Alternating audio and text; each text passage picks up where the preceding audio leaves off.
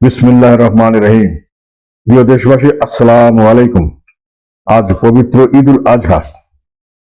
বাংলাদেশ সহ বিশ্বের সকল মুসলমান ভাই বোনদের জানাই শুভেচ্ছা ও অভিনন্দন। ঈদ মোবারক। ঈদুল আজহা আমাদের শিক্ষা দেয় পরম করুণাময় আল্লাহর প্রতি অবিচল আস্থা ও আনুগত্য বজায় রেখে জীবন যাপন করার। এই দিনটিতে হযরত ইব্রাহিম আলাইহিস সালাম তার সবচেয়ে প্রিয় নিজের সন্তানকে কুরবানি করার উদ্যোগ এর মধ্য দিয়ে আল্লাহর প্রতি অগাধ বিশ্বাস ও ভালোবাসার প্রমাণ দিয়েছেন।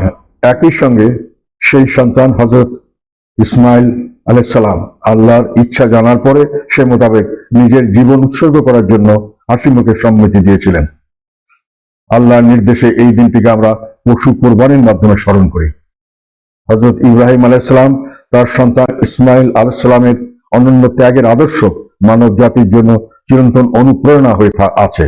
সে কারণে পবিত্র ঈদুল আজহা আমাদের জীবনে ত্যাগ, মানবতা ও মহান আল্লাহর প্রতি আত্মসমর্পণের শিক্ষা দেয়। এই মহান শিক্ষাকে হৃদয়ে ধারণ করে ব্যক্তি, সমাজ ও রাষ্ট্রীয় জীবনে ন্যায়, সততা ও মানবিক মূল্যবোধ প্রতিষ্ঠা করতে হবে।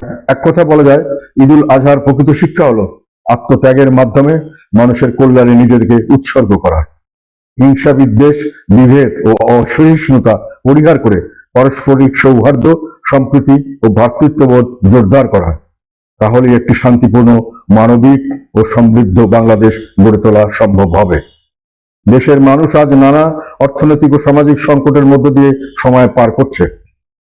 দ্রব্যমূল্যের ঊর্ধ্বগতি, বেকারত্ব এবং সাধারণ মানুষের জীবনযাত্রার ক্রমবর্ধমান চাপ অনেক পরিবারকে কষ্টের মধ্যে ফেলে দিয়েছে। তাছাড়া মানুষের জীবন, সম্পদ ও সম্মান রক্ষা অনেক সময় অনিশ্চিত হয়ে পড়ছে।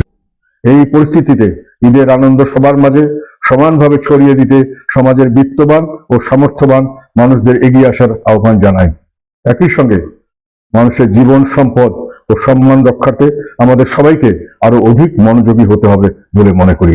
ঈদ মোবারক, ঈদ মোবারক, ঈদ মোবারক।